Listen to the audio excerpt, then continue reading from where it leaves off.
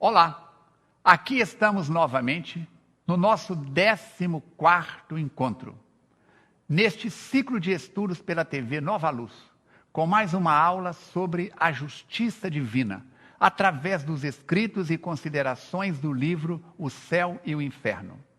Agradecemos os e-mails que temos recebido pelo armando@falcone.com.br, as palavras de incentivo a esse trabalho, e nós estamos à sua disposição para compartilhar outros conhecimentos.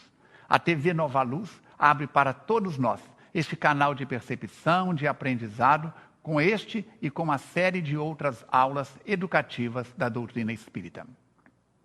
Allan Kardec, o insigne codificador da doutrina espírita, é muito claro e nos adverte em O Livro dos Espíritos, Introdução, item 12, o seguinte: diz Kardec: a verdadeira doutrina espírita está no ensino que os espíritos deram, e os conhecimentos que este ensino comporta são por demais profundos e extensos para serem adquiridos de qualquer modo, que não por um estudo perseverante, feito no silêncio e no recolhimento.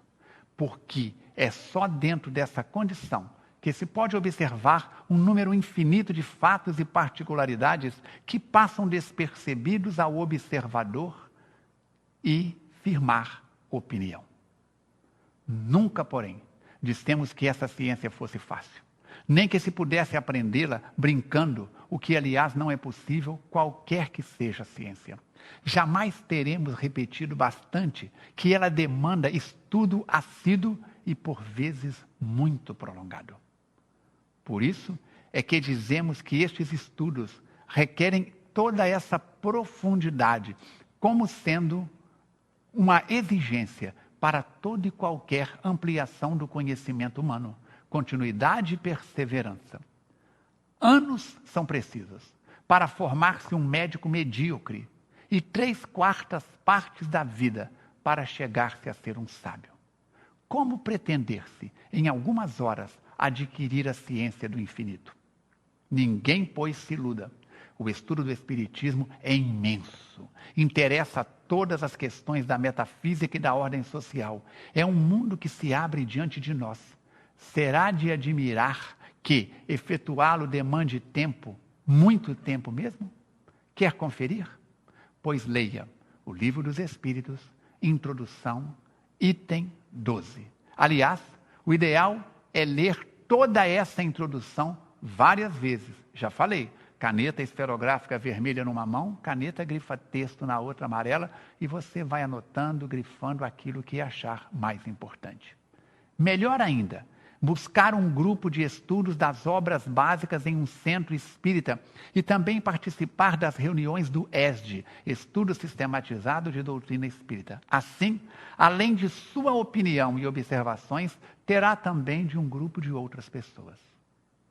Viana de Carvalho Espírito, no livro A Luz do Espiritismo, nos recorda: ao Espiritismo compete a tarefa indeclinável de espalhar nova luz sobre a humanidade, inquieta e atormentada. Em Reflexões Espíritas, capítulo 28, o mesmo Viana nos fala: há muita angústia aguardando a contribuição espírita e muita loucura necessitando de socorro espírita. Bezerra de Menezes, em Reformador, edição especial de maio de 2003, na página 33 e 34, deixa-nos: o espiritista possui nos conteúdos doutrinários os instrumentos hábeis para mudar a situação que vivemos, por intermédio da educação e das gerações novas, da autoeducação, mediante a transformação moral que se deve impor, e também dos esclarecimentos que tornam-na capaz de mudar as estruturas perturbadoras da sociedade. Novamente, Viana de Carvalho, em Enfoques Espíritas, na página 20 e 21, nos ensina que, quando os ensinos espíritas forem bem compreendidos, examinados e absorvidos pelos homens, estes mudarão o comportamento social, em razão da modificação moral que cada ser imporá, erguendo-se uma comunidade pacífica e justa, a espraiar-se generosa por toda parte, auxiliando a transformação da terra regenerada e luminosa, que seguirá no rumo da destinação que a espera, como aos seus habitantes, hoje, em lutas cruentas e rudes, por haverem abdicado das armas do amor, da mansidão e da fraternidade.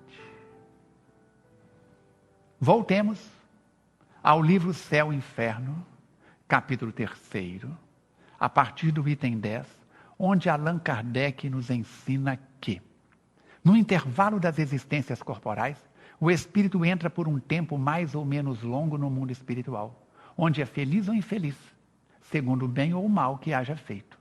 O estado espiritual é o estado normal do espírito, por enquanto este deve ser o seu estado definitivo. E porque o corpo espiritual não morre, o estado corporal é apenas transitório e passageiro.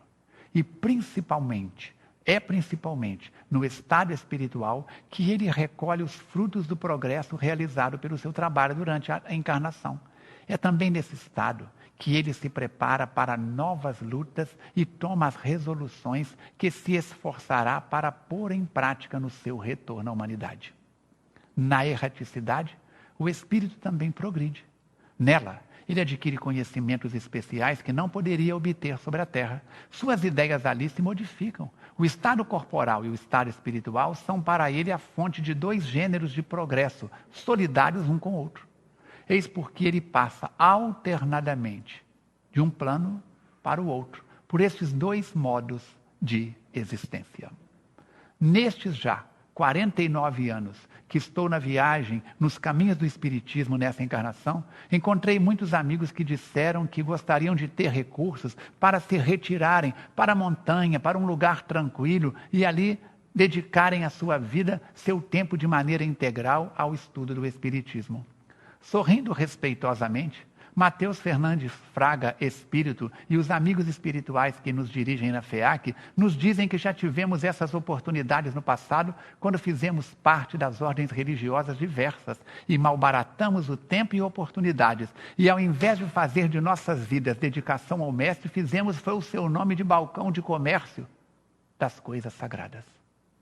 Neste sentido, vamos em Emmanuel Espírito, que vai advertir-nos na lição virtude solitária, que ele passa e que Chico Xavier recebe pela psicografia na reunião do dia 30 de janeiro de 1961. Nela, Emmanuel vai comentar este item 8 do capítulo 3, Palavras do Benfeitor Espiritual, pelo lápis de Chico Xavier. Há quem deseje tranquilidade ideal na terra, com a pretensão de fugir ao erro. Casa branca no aclive da serra, com o vale rente, clima doce e perfume da natureza, nenhum aborrecimento, nenhum cuidado, falta alguma, problema algum, solidão saborosa, em que o morador consiga estirar-se inerte em poltronas e redes. No entanto, é no trato da luta que as forças se enrijam e as qualidades se aperfeiçoam. Considerando-se que o mal é a experiência inferior nos quadros da experiência mais nobre, é-nos dado serviço do amparo mútuo e da tolerância recíproca que havemos de transformá-lo em bem duradouro, como se tomássemos as nossas próprias sombras de ontem para convencê-las da luz de hoje. Livres, estamos interligados perante a lei para fazer o melhor e escravizados aos compromissos expiatórios, estaremos acorrentados uns aos outros no Instituto da Reencarnação, segundo a lei, por anular o pior que já foi feito por nós mesmos nas existências passadas. Ninguém progride sem alguém. Abençoemos assim as provações que nos abençoam. Trabalho é ascensão. Dor é burilamento. Toda adversidade avisa, todo sofrimento instrui, todo pranto lava, toda dificuldade e toda crise seleciona. Virtude solitária é pão mofando na vitrine. Competência no palanque é usura da alma. Todos somos alunos na escola da vida e ninguém consegue aprender sem dar conta da lição. Dando sequência, mergulhamos no item 11 e 12 do livro Céu e Inferno, onde Allan Kardec nos adverte. A reencarnação pode dar-se na Terra ou em outros mundos. Há entre os mundos alguns mais adiantados, onde a existência se exerce em condições menos penosas que na Terra, física e moralmente, mas onde também só são admitidos espíritos chegados a um grau de perfeição relativo ao estado destes mundos. A vida nos mundos superiores já é uma recompensa, visto nos acharmos isentos aí dos males e vicissitudes terrenos, onde os corpos menos materiais, quase fluídicos, não mais são sujeitos às moléstias, às enfermidades e tampouco têm as mesmas necessidades. Excluídos os espíritos maus, gozam os homens de plena paz, sem outra preocupação além da do trabalho, do adiantamento pelo trabalho intelectual. Reina lá a verdadeira fraternidade, porque não há egoísmo, a verdadeira igualdade, porque não há orgulho, e a verdadeira liberdade por não haver desordens a reprimir nem ambiciosos que procurem oprimir o fraco. Comparados à terra, estes mundos são verdadeiros paraísos, quais pousos ao longo do caminho do progresso conducente ao estado definitivo, sendo a terra um mundo inferior, destinado à purificação dos espíritos imperfeitos. Está nisso a razão do mal que aí predomina, até que praza a Deus fazer dela morada de espíritos mais adiantados. Assim é que o espírito, progredindo gradualmente à medida que se desenvolve, chega ao apogeu da felicidade. Porém, antes de ter atingido a culminância da perfeição, goza de uma liberdade relativa ao seu progresso. A criança também frui os prazeres da infância, mais tarde os da mocidade e, finalmente, os mais sólidos da madureza. A felicidade dos espíritos bem-aventurados não consiste na ociosidade contemplativa, que seria, como temos dito muitas vezes, uma eterna e fastidiosa inutilidade. A vida espiritual, em todos os seus graus, é, ao contrário, uma constante atividade, mas atividade isenta de fadigas. A suprema felicidade consiste no gozo de todos os esplendores da criação, que nenhuma linguagem humana jamais poderia descrever, que a imaginação mais fecunda não poderia conceber. Consiste também na penetração de todas as coisas, na ausência de sofrimentos físicos e morais, numa satisfação íntima, numa serenidade d'alma, imperturbável no amor que envolve todos os seres, por causa da ausência de atrito pelos contatos dos maus. E, acima de tudo, na contemplação de Deus e na compreensão dos seus mistérios revelados aos mais dignos. A felicidade também existe nas tarefas cujo encargo nos faz felizes. Os puros espíritos são os messias ou mensageiros de Deus pela transmissão e execução das suas vontades, preenchem as grandes missões, presidem a formação dos mundos e a harmonia geral do universo. Tarefa gloriosa a que se não chega, senão pela perfeição. Os da ordem mais elevada são os únicos a possuírem os segredos de Deus, inspirando-se no seu pensamento de que são diretos representantes. Hoje, nós estamos vencendo mais uma etapa, ficamos aqui de pé e à ordem e, como dever de casa, recomendamos a leitura atenciosa destes tópicos que abordamos. Lembramos que o Espiritismo sobreviverá, com os homens, sem os homens, fora dos homens e apesar dos homens. Mas o movimento espírita será o que você, o que eu, o que todos nós dele fizermos. Onde quer que estejamos, no trânsito, no lazer, no trabalho, em casa, na tarefa espírita, procuremos ser o homem, a mulher de bem, descritos em o Evangelho segundo o Espiritismo. Você merece fazer mais. Eu mereço realizar mais.